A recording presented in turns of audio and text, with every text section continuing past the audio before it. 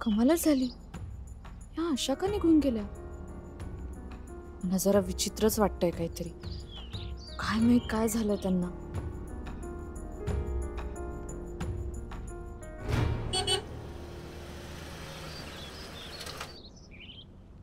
काय झालं?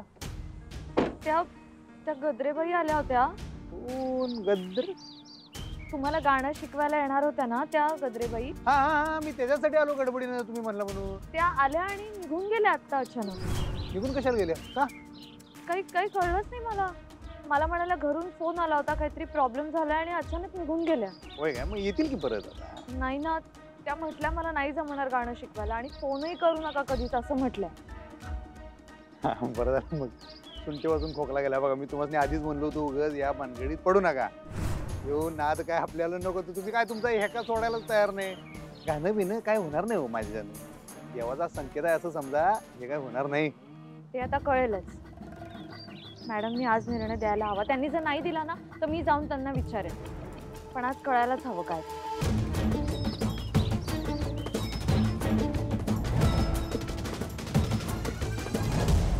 धनाजी उचल. आई यांची खाण्यापिण्याची व्यवस्था कर. आम्ही ऐन वेळेस तुम्हाला कळवलं पण तुम्ही सगळी तयारी करून आलात. थोरले सरकार, तुम्ही बोलवलं आणि आम्ही नाही आलो असं होईल का कधी? तुमची सेवा करायला मिळणं हे आमचं भाग्यच आहे. आमची कसली हो सेवा? हा मग कधी सुरू करूया? अहो ज्याच्यासाठी करणार आहोत त्याला तर येऊ द्या. कोण? आमचे चिरंजीव ढाकले सरकार. अधिपती येईल की एवढ्यात? यो काय आलाच. या अधिपती या. नमस्कार.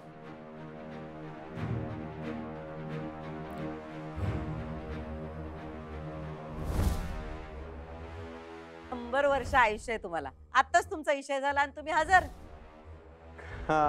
काय सगळं हे? अहो आत या की. तिथंच उभं राहून बोलणार आहेत का? या. आणि काय सुनबाई, शेवटी तुम्ही बाहेर गेलातच. हा हा म्हणजे मी त्याच्या बाबांची तब्येत जरा ठीक नव्हती म्हणताना बघायला गेले. असं असं. मग आता कशी आहे तब्येत? हो आता बरे. चांगलं आहे चांगलं आहे. पण सांगा की कोण मंडळी आहेत? काय आपली भेट काय झालेली नाही याच्या आधी? काय ओळख यांची? कळल तुम्हाला, सगळं कळल.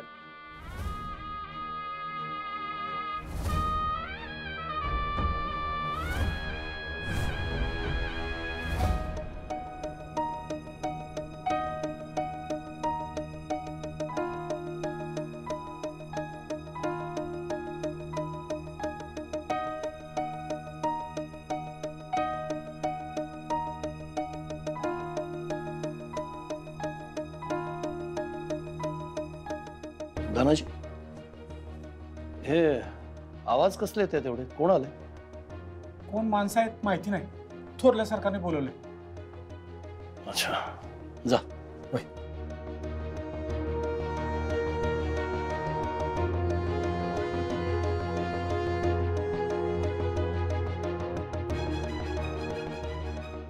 भुवनेश्वरी काय करते कोण जाणे. जे करायचे ते करे ना आणि भलतच काहीतरी करत बसलीये. पण आज काहीही झालं तरी अधिपतीच्या गाण्याच्या क्लासचा निकाल लागलाच पाहिजे.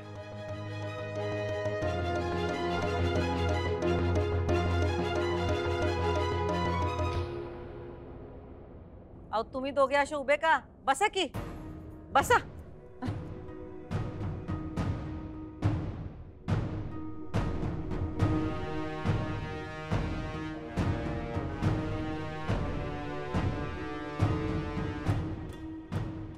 बर झालं तुम्ही आलात ते.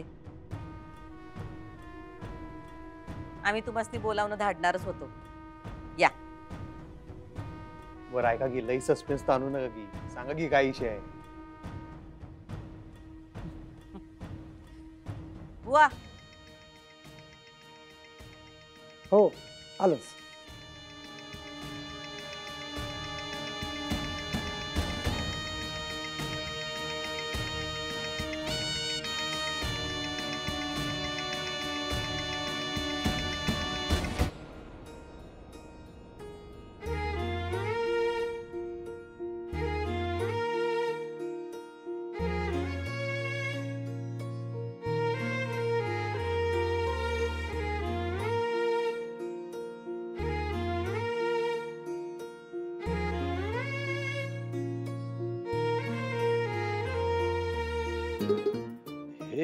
काय आहे सगळं? हो ना, म्हणजे इथे मैफिल होणार आहे का गाण्यांची? काय सगळं आई साहेब? तुम्हाला गाणं शिकायचं होतं ना मग? आम्ही सगळा वाद्यमेळच आणला इथं. आई शपथ, म्हणजे नाही, पण म्हणजे तुमची परवानगी? अहो मग हे आता समज कशापायी गोळा केलाय आम्ही? हा आई ग, मला खरं सांगायला का माझा विश्वास बसेना झाला. अहो आता एवढं समोर दिसायलंय तरी पण तुमचा विश्वास बसे ना.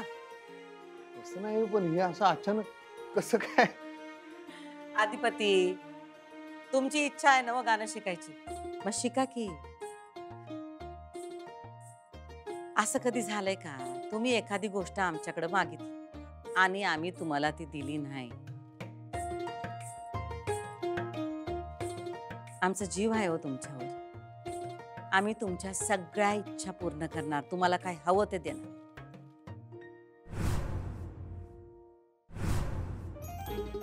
घ्या, गरम गरम जेवा. हो, आता जरा बरं वाटतंय.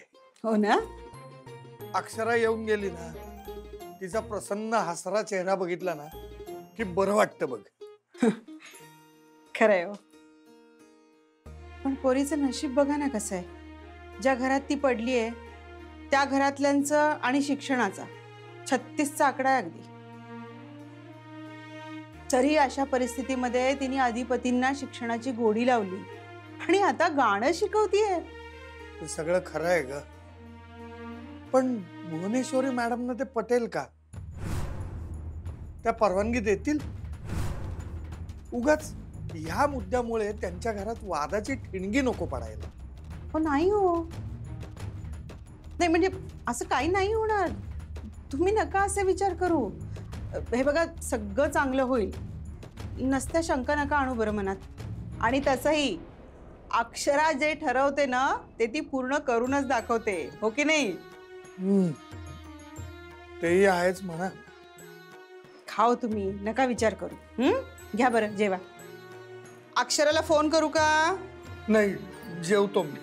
मग जेवा. हा, तुम्ही तर एकदम इशा हार्डच गेला हो. सरप्राईजचा एकदम बॉम्बच फोडला. अहो आमच्या प्रेमाचा बॉम्ब आहे. अधिपती, तुमच्यासाठी आम्ही काय बी करू शकतोय.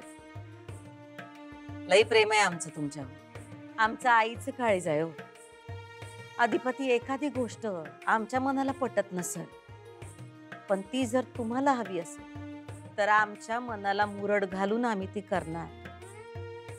गाणं काय हो, तुम्ही आमच्याकडे कुठली बी गोष्ट मागा, अगदी कुठली भी. जग इकडचं तिकडं करू पण ती गोष्ट आम्ही तुम्हाला आणून देणार म्हणजे देणार. अहो, तुमचं आमच्यावर किती प्रेम आहे ते सांगायची गरज नाही हो. नशिबवान आहे आम्ही. मग गाणं शिकायला सुरुवात करायची का आजपासून? हा, काय बघ, तुम्ही म्हणशील तसं. हॅपी हॅपी मस्तरीन बाई. हो, thank you thank you madam, thank you so much. हो काय त्याच थँक्यू पिंक्यू? हा, घरातल्या घरात कसलं आलंय आभार प्रदर्शन? हो, लेकासाठी आईने केलं एवढी कुठली मोठी गोष्ट आहे? हा, नाही नाही, पण हे खूप अनपेक्षित आणि चांगलं काम केलंस तू. अधिपतीच्या दृष्टीने ही खूप महत्वाची मोठी गोष्ट झाली आहे. अहो तुम्ही जेव्हा आम्हासनी बोलला होता का नाही तेव्हाच आम्ही ठरवलं होतं. पण हे सगळं नियोजन करायचं म्हणजे वेळ लागणारच नाही का? तुम्ही का नाही आई साहेब, तुम्ही असं एवढं गॅसवर ठेवताय आणि असं एकदम धान्य दिशी सरप्राईज देऊन टाकताय. खरंच इशा हार्ड आहे. तुमचं कामच जगात भारी व्हायचं. अहो आम्ही केलंय म्हणजे काय, आमचं कर्तव्यच आहे ते. तुमच्या आनंदातच आमचं सुख आहे. चला, आजपासून तुमची गाण्याची शिकवणी सुरू. पण मॅडम, कोण शिकवणार अधिपतींना? मी एक शिक्षिका बोलावल्या होत्या गाणं शिकवणाऱ्या, पण त्या अचानक निघून गेल्या. काय झालं काही कळलंच नाही. आता कोण शिकवणार? म्हणजे मला कळलं नाही, कारण हे वादक आहेत ना. सनबाई, तुम्ही लोड नका घेऊ, त्याचं पण नियोजन केलंय आम्ही. धनाजी, तू तंबुरा घाला आमच्या डोसक्यात. काय बोलताय तुम्ही अधिपती? धनाजी येऊन येते असणे.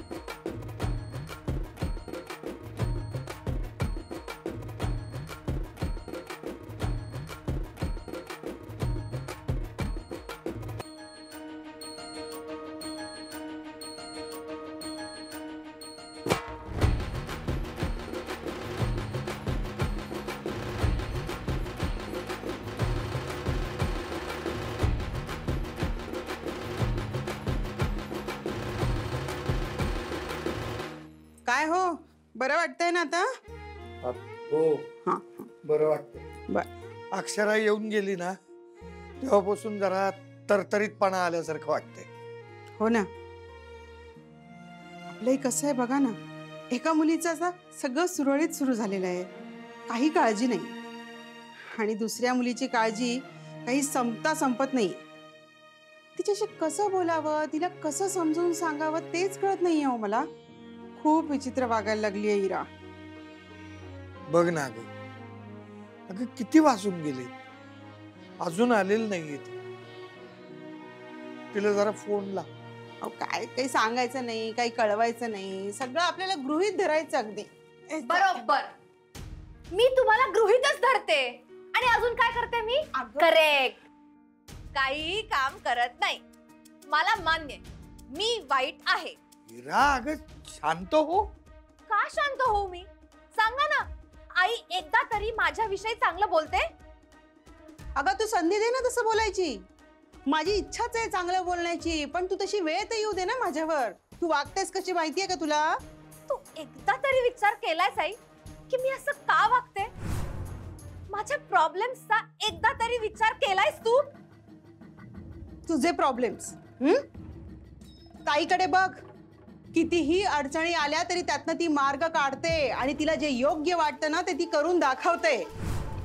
अधिपतींना ती शिकवतीये आणि आता गाणंही शिकवणार आहे. कळतंय का तुला? ती नाही अशी हातावर हात घेऊन बसली, मला प्रॉब्लेम आहे म्हणत. मार्ग काढला ना तिने. आता पास झालं. ताई मार्ग काढते ना? हा, कर्तृत्ववान आहे ना ताई. मग जर मी ताईला एक छोटं काम सांगितलं तर ती करू शकेल? निखिलची नोकरी परत मिळवायची. असा बिचारा निखिल काम नाहीये, नोकरी नाही म्हणून फ्रस्ट्रेटेड आहे. जर ताईने त्याची नोकरी परत मिळवली तर तुम्ही तर ऑब्व्हियसली तिचं कौतुक करणारच ना. मग मीही तिचं कौतुक करेन. एक मिनिट, मी फक्त कौतुक नाही करणार, ताईचा सत्कार करेन. सत्कार. जर तिने हे काम केलं तर. मार्ग काढते ना, बघू काय करते ते. मॅडम ह्या शिकवणार आहेत का गाणं? म्हणजे यांच्या नावातच गाणं आहे सरगम. यांचे गाण्याचे कार्यक्रम होतात, रेडिओवर पण गातात, टीव्हीवर पण आलत्या ना व. हो. एकदम चांगला कळा आहे यांचा. आता आमच्या अधिपतीनं गाणं शिकवायचं म्हणजे आम्ही काही कुणी आयर गैर आणणार वय. गाऊन दाखवा. बसा बसा, सगळ्यांनी बसून घ्या.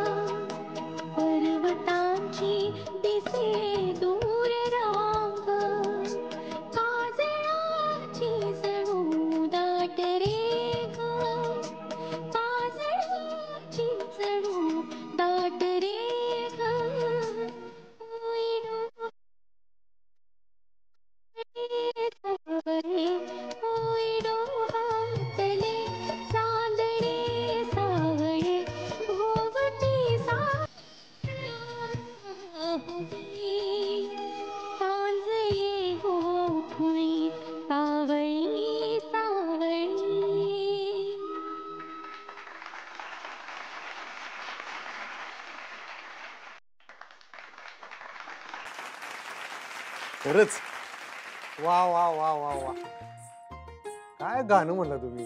हा, एक नंबर. काय आवाज आहे हो तुमचा मास्तरीन बाई, मास्तरीन बाई.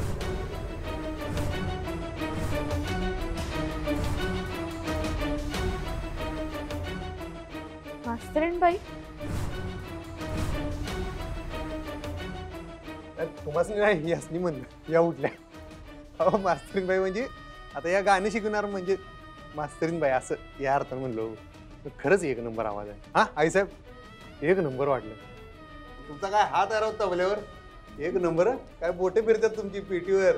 लय भारी वाटलं आईसाहेब. मग पसंत आहे ना हो तुम्हासनी शिक्षिका? अहो एक नंबर आहे मास्तरीन बाई खरंच. मग कधी सुरू करूया? आज झाला पहिला दिवस, ओळख पाळख झाली. आता करा उद्यापासून सुरू. हा ठीक आहे.